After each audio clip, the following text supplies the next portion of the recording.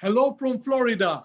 I always relish the opportunity to present to my fellow brothers and sisters because I get to practice my greetings in Kenyan languages. So here goes. Hamjambo, nekuega muno, abera inya, nata, sopaleng, salam alaikum, kemcho, sat sri akal ji, and namaste. Thank you. My presentation is going to be on the pandemic office. I would like to share both research that I've carried out for this talk, but also from my own experiences. What a crazy year we have all had. Unprecedented, no doubt about it. I would like to begin with a Japanese haiku poem that cleverly describes the situation we are in. Almost all of us are on hold in one way or another. So whether it is daytime lockdowns or nighttime curfews, what have we learned so far? I would like to share 7 things we have discovered during COVID. Number 1, we have learned that it takes a rare skill to work from home and still be late to work, like this guy here who is going to be late to get to his sofa. Number 2, we have also learned that the most negative word of 2020 is positive. Number 3, for some of us, night curfew is making us go crazy. For working mothers, the lockdown has been really challenging. Gretchen Goldman, a research director at the Union of Concerned Scientists and mother, recently pulled back the curtain on her own life, and a lot of people paid a lot of attention. What you see here is how the viewers saw her on TV, and this is how her husband saw her. We have seen that parents are being put in an impossible situation, now working from home while managing the emotional and physical safety of their children. In Nairobi, we have also seen that pollution had reduced to such a point during the initial lockdown that we could clearly see both Mount Kilimanjaro and Mount Kenya. The right-hand one is from Westlands. We have also come to accept that until now, the best vaccine against COVID-19 is made by architects. Home, sweet home. And finally, we have realized, sadly, that it has indeed been difficult to change our behaviors. James Baldwin puts it aptly when he says, "Not everything that is faced can be changed, but nothing can be changed until it is faced." It has indeed been challenging to change our habits. The human tendency to believe change is temporary and that the future will again resemble the past is often called normalcy bias. Many experts like Dr. Sanjay Gupta say that there is no getting back to normal. The sooner we accept that, the better. For Kenyans, it's always good to learn from other countries which look at offices as revered institutions like the USA, where the workers are discovering an affinity to remote work. A new study by MIT finds that half of the entire US workforce is now remote. The COVID-19 crisis has made working from home an enforced reality for many, so much so that it has been labeled as the great enforced working from home experiment. Indeed, there is a bullish case for remote work. Workers can save a lot of time and money by not commuting. And as you all know, Nairobi traffic is horrendous. A virtual office means that you can tap employees wherever they are located, even Dar es Salaam or Kigali. You get to tap into the best people wherever they are. Companies can focus on performances and output as opposed to just clocking hours. And finally, by reducing the size of the office, companies can save money on commercial real estate, which is prohibitively expensive in places like Westlands, Upper Hill, Kilimani, and the Central Business District. The Kenyan real estate consultancy Knight Frank recently published the Kenyan Market Report, and you can see from one of their graphs for Nairobi that the rates have stayed stable in all the high rental areas of Nairobi. You can see from 2018 to now, they haven't changed. One of the reasons is that it has a supply of 500,000 square feet of flexible office space. Research has also concluded that individual work has always suffered in the traditional workplace with its abandoned distractions. Companies are now realizing remote work is less scary than they had imagined, and that it's actually making them more efficient and productive. However, there are downsides to remote work, one of them being virtual meetings.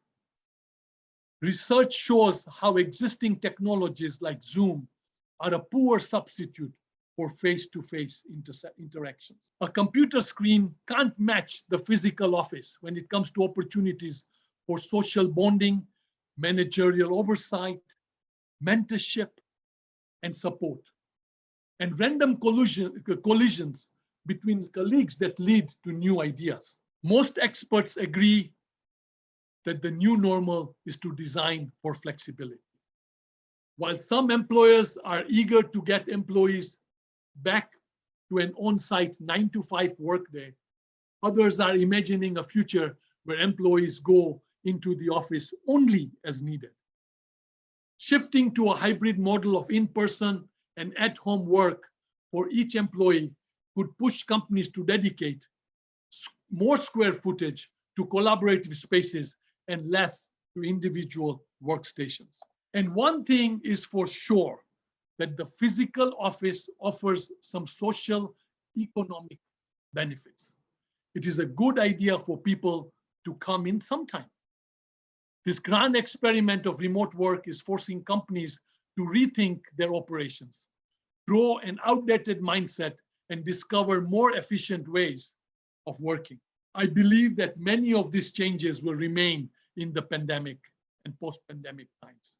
The shift to home-based work in 2020 is giving employers a look at which tasks can be done well from home and which are better accomplished in person. Offices are scrambling now to try to get more members of the workforce safely back to their desks. So if we are going to have employees come in person, then we are going to have to redesign and retrofit our offices, because that 100-year flu is here with us for a while. It might be best for offices to become team spaces.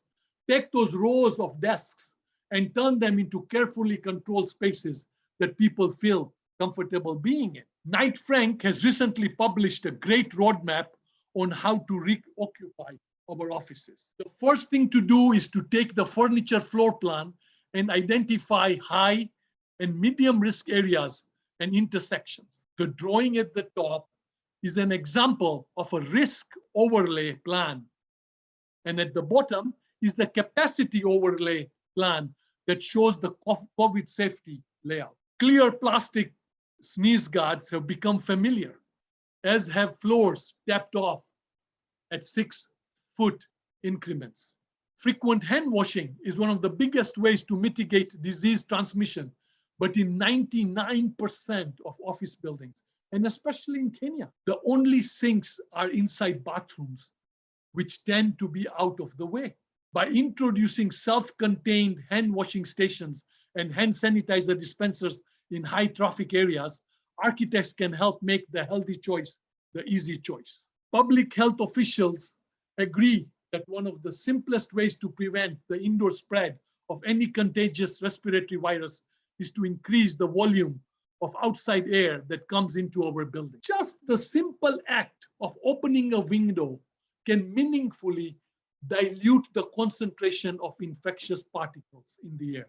But in many current office buildings, again, you look at the new skyscrapers in Kenya, Nairobi in particular, the windows aren't operable. Architects now around the world are looking ahead and trying to figure out how to increase outdoor ventilation without accelerating energy consumption. As you guys know, the coast of Kenya, where we have high humidity and high temperatures, this can be a real challenge. By far, the worst nightmares are the glass buildings. The building of glass skyscrapers could be banned in New York as part of a bid to cut greenhouse emissions by 30%. All glass facade skyscrapers are incredibly inefficient because so much energy is lost or gained through the glass. In Kenya, on the other hand, we are designing and building glass buildings like there is no tomorrow. With the increased heat conditions created by climate change, not only is the heat load unbearable, but the inoperable windows force you to use air conditioning systems, and most existing office AC units are not COVID compliant. One solution, if your clients can afford it, is a different type of window design already on the market in Europe that has a mechanical heat exchange concealed inside the seal. This allows outside air to be warmed or cooled as needed as it enters the building. Another new normal COVID design that we'll be seeing more is known as displacement ventilation, which can significantly lower the amount of viral material circulating in shared air. So vents at the top of the room pull out the cloud of exhaled air, and filtered air is delivered in vents along the floor. Most experts agree that a key strategy for promoting health in office buildings is to provide opportunities for employees to come in contact with the natural world.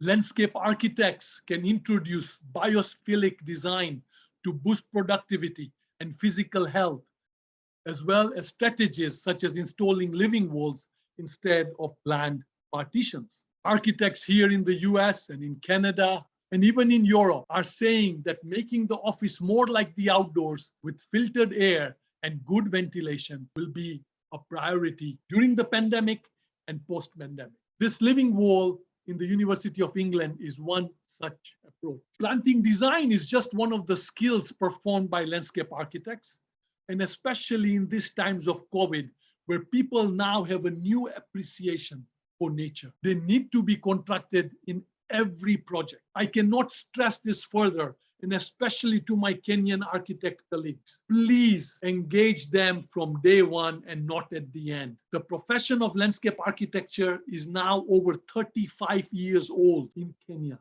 and it is about time that we start recognizing it as a crucial part of the design industry. There are now enough corporate landscape architects, and so there is no excuse for not using them. Another design approach is to let the outside in. This office tower design for a building in San Jose, California, incorporates a large central light well to maximize the amount of natural light that will reach each floor. Interestingly, we were implementing these concepts way back in the late 80s in Nairobi. At Merazi's office, where I started my career, we worked on the Vanguard building, that time called the Fuji building as well, where natural light, cross ventilation, and nature were the main considerations right from day one. I also note that the One Park Avenue building adjacent to City Park also utilizes a central light well. I'm though not a big fan of all the glass that's on the facades. While tall plexiglass dividers can keep employees from getting sprayed by someone else's cough or sneeze, any exhaled air that hits the divider still ends up dispersing into the rest of the room. There is indeed a lot of benefit to spending time near daylight and fresh air, and an open plan facilitates that. Working from home has gained steam. There's no question about it, with companies investing in hardware to ensure safe offsite logins. Now that millions of employees have months of experience proving they don't need to work from an office, some want to take it a step further and find out that they even need to work from home. As this article revealed, employees are now leaving their homes and becoming digital nomads. The term digital nomad dates back to 1997, when the book Digital Nomad argued that technology would allow humans to work from anywhere and return to the wandering ways of our ancestors. It took another 15 years before widespread internet and budget carriers like AirAsia allowed the dream to become reality for a distinct group of travelers. One report published last year said that over 7.3 million USA workers consider themselves as digital nomads. Since 2007, HM Design, that's my company, have adapted to working from anywhere in the world. We have now worked and consulted in over 64 countries through 6 continents. So in effect, we've been practicing digital nomadry way before it became fashionable. Please allow me to take you on an armchair journey of the planet to see a few of the places that we have been roving in. In the field, dining tables work as great substitutes for drawing tables. This is in Naboisho, which means getting together. And we got together with the local Maasai. Galapagos, Ecuador, Kilimanjaro, Tanzania, Philippines, Namibia, where we ended up using classroom tables. That worked fine as well. Picnic tables are great as well. This is in Nepal, Australia, Madagascar. And in certain places, we have even used sports tables, like a pool table in Sri Lanka, table tennis table in China, and even coffee tables that worked. That's my father at the back, who used to be a Mwana Inchi Motukufu, and he was in hospital as I was working. Colombia, when there are no dining tables, you also use your lap. Or here in Ivory Coast, Costa Rica, and Panama, where water has also worked as tables. Or rocks in Dominica, and finally India. A large number of blue chip companies, including Twitter, Microsoft, and Facebook, have said they are freeing all or many of their employees to become roving nomads forever. Freelancers, entrepreneurs, and the self-employed have made up the majority of the digital nomad crowd. But this could change as more companies reevaluate work culture after 7 months of remote login. Places such as Bali, Chiang Mai, and Mexico City offer co-working spaces with high-speed internet and high-octane espresso bars. Should you decide to become a digital nomad or take a break from the madness that can be Nairobi, and you can go on a sabbatical. Kilifi is one of those spots that has been identified. There are quite a few popular destinations, some far and some very near. And if you decide to take a long sabbatical, there are countries that now offer 1-year digital nomad visas, like Barbados, Estonia, and Bermuda. And then there is, of course, an outdoor table in New York City's Flatiron district with a view of the Empire State Building, which can substitute for an office desk. Technology such as virtual private networks has made remote work more feasible, but there are still security and safety concerns. While internet connections have improved in many places, new digital nomads are running into other issues. Besides getting visas, some employees need to meet regularly with teammates or class clients, making different time zones tricky. Ensuring the security of work data is also a concern, though many companies now have virtual private networks or VPNs and provide regular training on topics such as how to spot phishing emails. There is also now a ton of information on the do's and don'ts of digital nomadry on the internet. It's not about where you are anymore, but how hard you work and how productive you are. Digital nomads should still take care, especially as we are facing another surge of infections, and they will get worse in the winter. That is, if you are planning to be nomadic in Europe or here in the US. A survey of company leaders here in the US has revealed that 82% plan to offer remote work at least part of the time after the pandemic. I don't see returning to an office full-time being way of the future. The pandemic has taught us that we can be productive without being in the office Monday to Friday, 9 to 5. Oh, and should you decide to be a digital nomad next year in Kilifi, do know that I will be having a chilled glass of Madafu water waiting for you. Kwaheri, kuonana, and enjoy the rest of the conference. Asante sana.